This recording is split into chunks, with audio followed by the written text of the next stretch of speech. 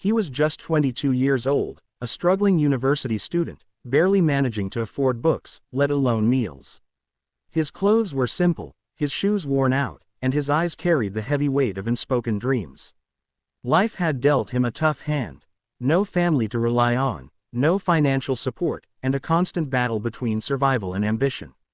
Yet, he carried one thing that never broke, his hope. Then came the twist in his life that nobody could have predicted.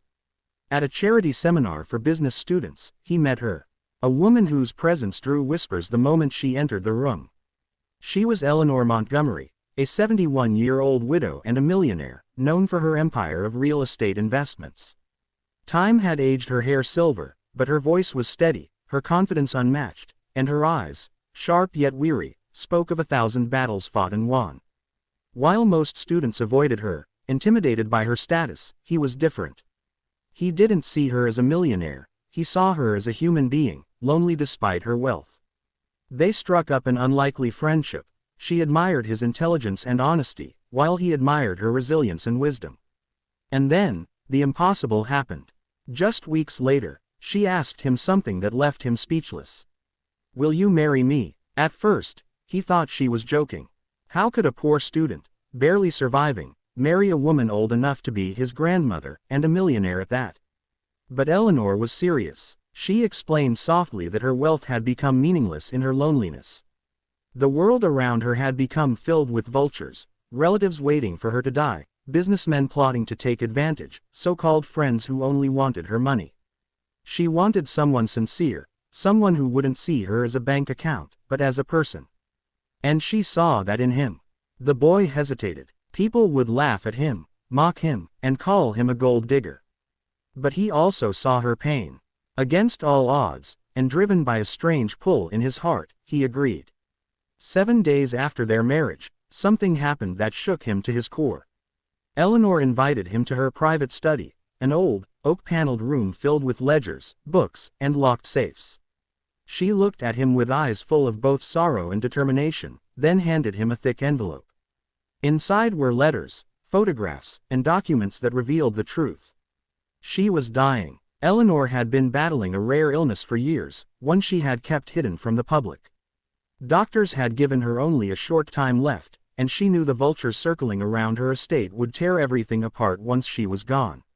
She didn't marry him out of romance, she married him out of trust.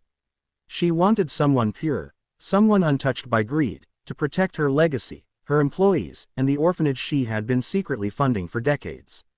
The young man was shocked, overwhelmed, and speechless.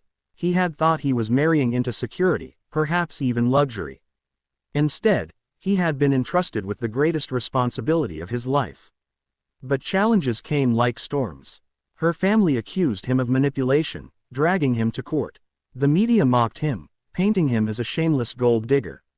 Friends turned their backs on him, whispering that he had sold his soul for money. Nights were sleepless, days filled with battles he never wanted. And all the while, Eleanor's health declined rapidly. Yet, through it all, he stayed by her side. He read to her when she couldn't see clearly, cooked for her when she couldn't move, and defended her legacy when others tried to destroy it. Then, one night, as she lay weakly in bed, she whispered, "Promise me you'll take care of them. The children, the workers, the ones nobody sees. Don't let my life's work die with me." Tears streamed down his face as he held her hand and made a vow that would define his future. Weeks later, Eleanor passed away quietly in her sleep. The world expected the young man to run away with her fortune. But instead, he shocked everyone. He poured her wealth into scholarships for poor students, built new shelters for orphans, and expanded Eleanor's foundation for single mothers and abandoned children. He became the guardian of her legacy, not its destroyer. The same boy who once couldn't afford books now stood as a beacon of hope for thousands of others. Years passed, and people slowly began to see the truth. He wasn't a gold digger, he was a fighter. His marriage wasn't a scandal, it was a story of two souls who needed each other in different ways. She had given him purpose, and he had given her peace. And whenever he stood before young students, telling his story, he ended with the same words. "Wealth isn't measured by what you keep, but by what you give." Eleanor showed me that. She may have been 71, but she taught me lessons that will last a lifetime. The boy who once had nothing had inherited not just millions, but a mission. And that, truly, was the shock that changed his life forever.